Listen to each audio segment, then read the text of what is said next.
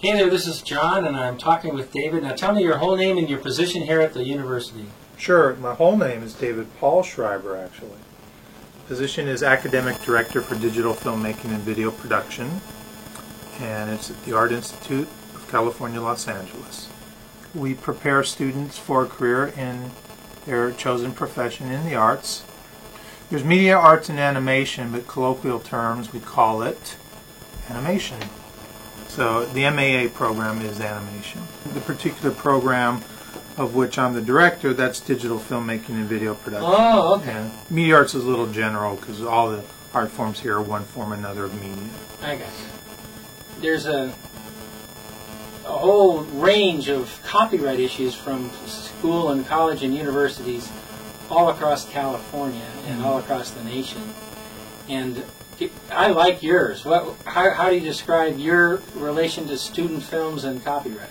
Unlike a lot of schools, and you know much better than I do, here the students wholly own their artwork. And what we ask is actually to use it, we have to ask them to sign a release. And so, for instance, we're having a film festival right now, and every student who wants to be in that festival, if they were accepted, has to fill out a release or we will not screen their movies. Because we're worried about being sued or using copy-protected material without having an authorization from our students. That's 180 degrees from a college that wants to own the original works of students. Well, I was a student at one of those schools, NYU, and just like at other schools, NYU owned the movies that I made. And I think their rationale was that because they're made under the auspices of their university, their instructors, their equipment, that they have a claim, a proprietary stake in the material. Our attitude is no, the student owns it wholly, and we just like to be able to show it, particularly good work, or work that shows progress throughout their time here. And we have to ask for that, and many students, not many, but a number of students, because they look at a legal form and they balk, they're reticent to sign it. So some students don't give us the right. They think maybe they're selling away their rights. And it could be because they've heard about schools that do own the work produced by individual student artists elsewhere. Well, it's a complicated topic, copyright, but if they looked into it, it's a license. They're licensing the right for you to show the film, which is a right that they own as the copyright owner, but they do have to look into copyright law a little bit to understand that and it's that's just why a we license. brought you here. Yeah, good. I like talking about copyright.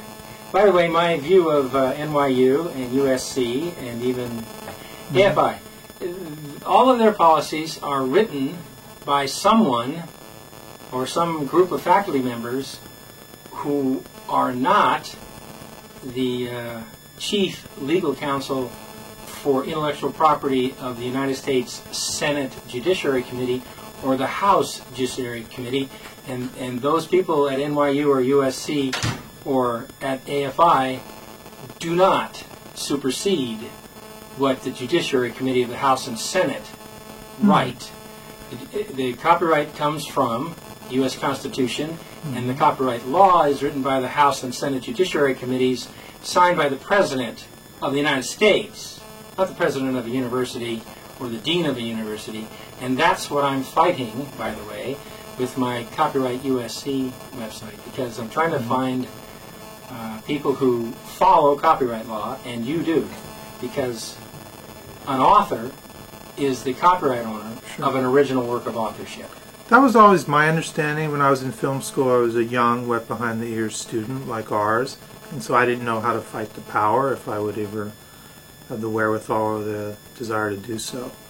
But now, the policy is this way around across all of the art institutes. The student is the proprietor of his or her creation, and that's the end of the story. Now tell me some of the works that students here do. I mean, it's more than just films.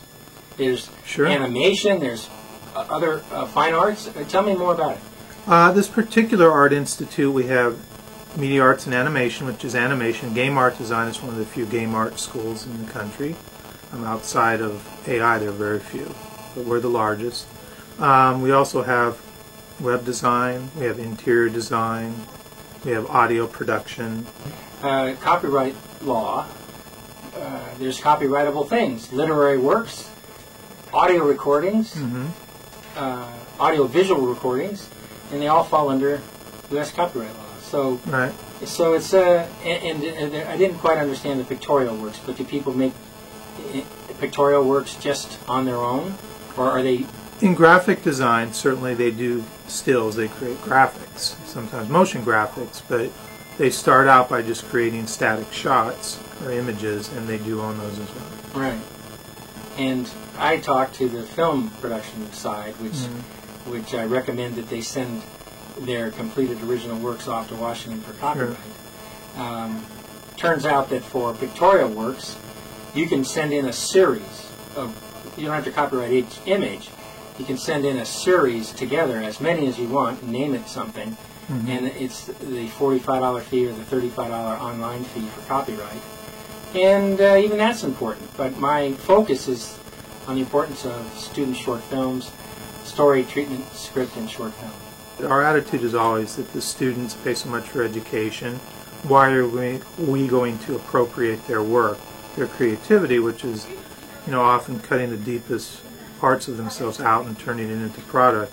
It's almost a crime for us to steal that work from them. Thank you very much. That's it. Stay tuned.